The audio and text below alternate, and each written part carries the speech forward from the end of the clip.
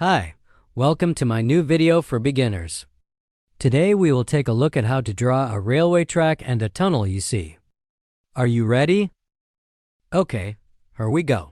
I start by drawing the horizon line. Try to draw the horizon line as parallel to the top and bottom edges of the paper as you can. And this is the vanishing point that we will use for the drawing. In one-point perspective, the vanishing point should always be on the horizon line. Before drawing the tunnel, I will draw the railway track.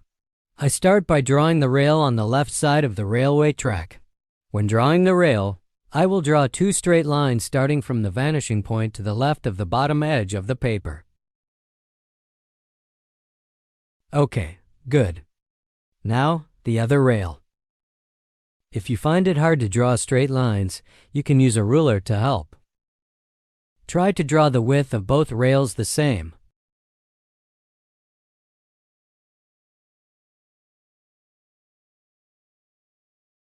Okay, now I'm going to add thickness to these rails. To do this, I need to draw a straight line starting from the vanishing point again. Try to draw the lines lightly.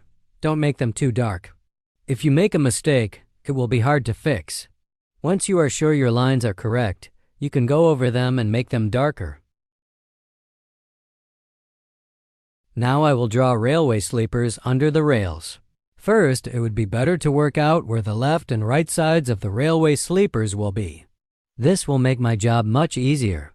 Once more, I draw two lines starting from the vanishing point and passing through the outer side of the rails.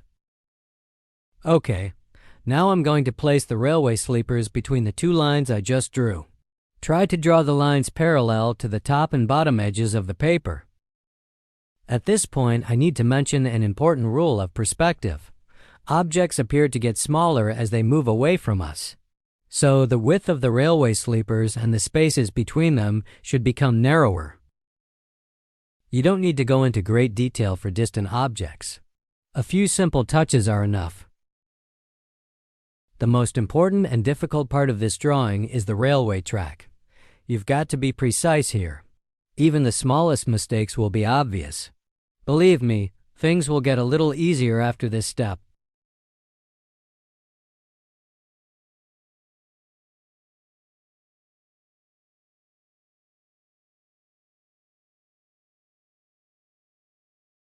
Okay, now let's add some thickness to the railway sleepers.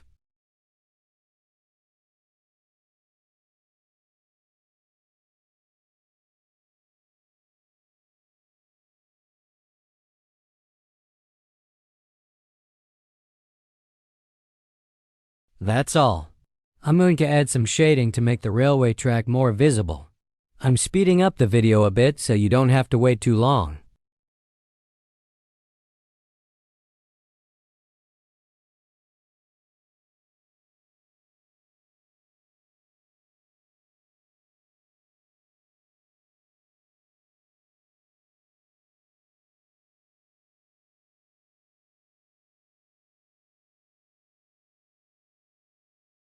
Now it's time for another important step, drawing the tunnel. The important thing now is to decide where you're going to draw the tunnel. If you draw it too close to the horizon line, the tunnel will look small. If you draw it too far from the horizon line, the tunnel will look huge. So, it's better to draw it somewhere that's not too close to the horizon line. Okay, I'm going to draw the tunnel here. I'm drawing a line that's parallel to the horizon line. I mark 2 points on this line for the width of the tunnel. I make sure that the distances of these points to the railway track are equal. Then I draw 2 vertical lines from these 2 points to the horizon line. Then I mark a point above the vanishing point. This point will be the highest point of the tunnel. Do you see these points? All right. Now I'm going to connect these points with a curved line. I'll draw the curved line in 2 steps. It's easier this way.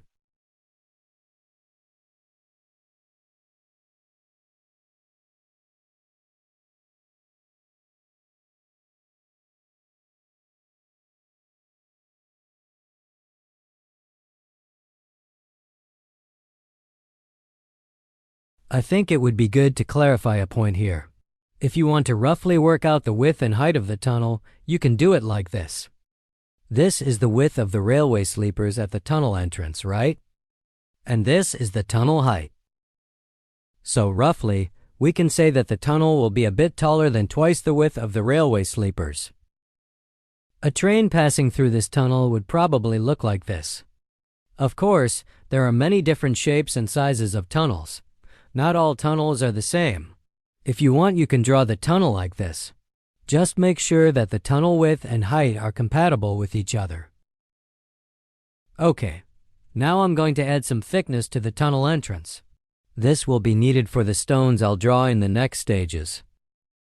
Don't worry too much about drawing the shape perfectly. Just make sure it doesn't look weird.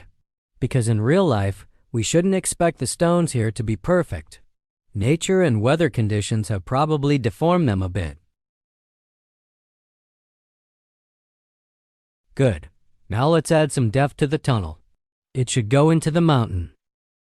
2 straight lines starting from the vanishing point are enough for this.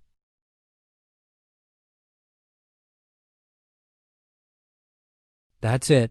Now I'm going to make the tunnel entrance thicker. This is also very easy.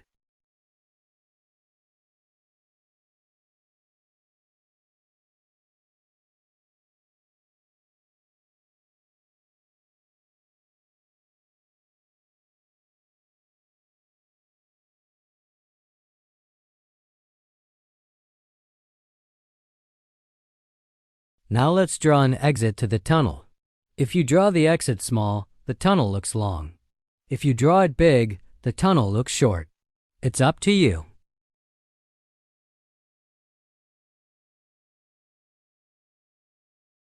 Okay, it's time to draw the stones at the tunnel entrance. You can draw both sides of the entrance symmetrically or not, as you wish. From now on, I will use the vanishing point to draw the stones.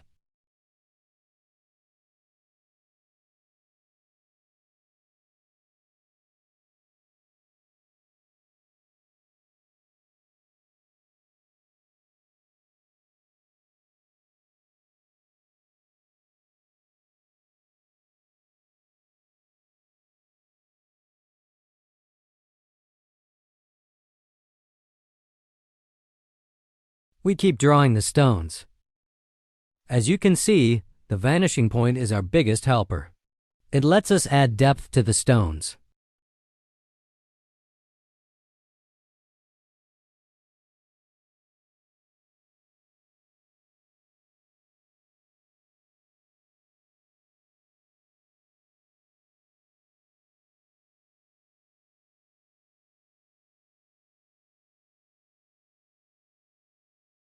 Great.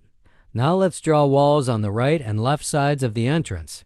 The shape or size is up to you. You can draw it however you want. I will try to make both sides of the entrance look similar. First, I am going to draw a straight stone wall on the entrance side. Then I will draw slanted stone walls on both sides of the railway track.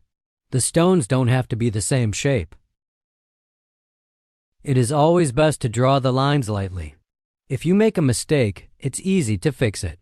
Towards the end of your drawing, you can go over the lines and make them darker. I'll leave you alone for now. I'll be back in a moment.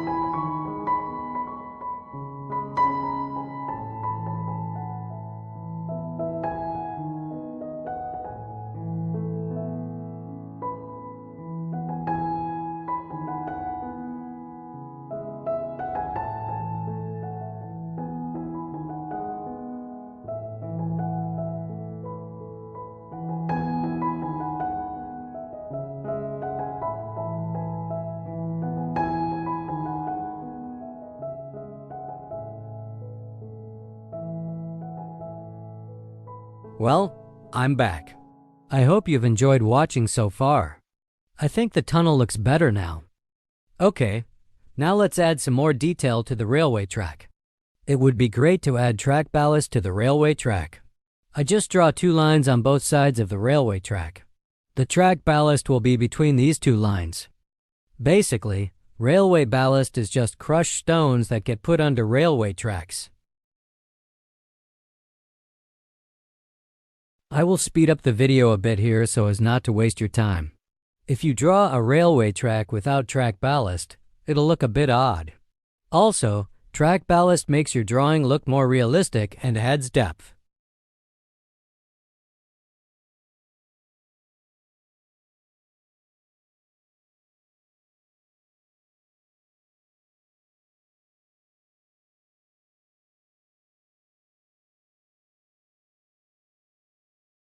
Okay, great.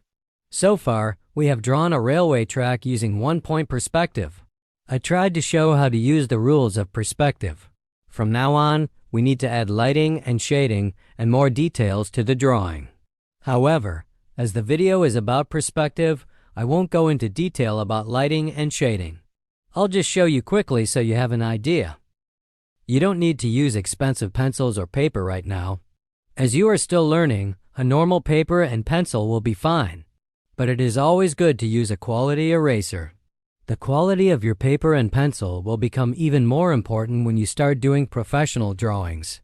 As you are a beginner, I suggest using 2B or 3B soft pencils. Use them to draw the main objects in your work.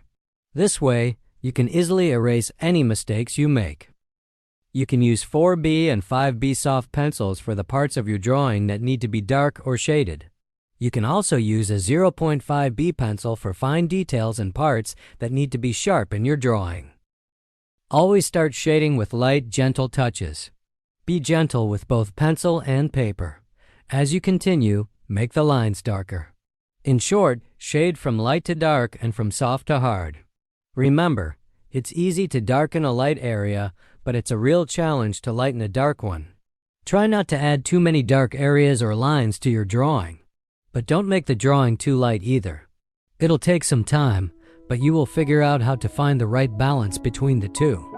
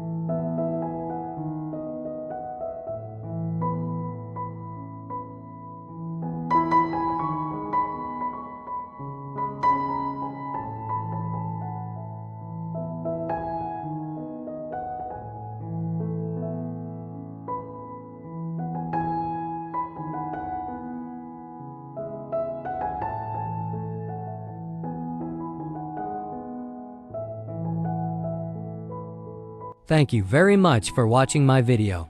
I hope you enjoyed it. It would be great if you subscribed to my channel and liked my video to show your support. You can find more cool videos about railway track drawing on my channel. See you later. Goodbye.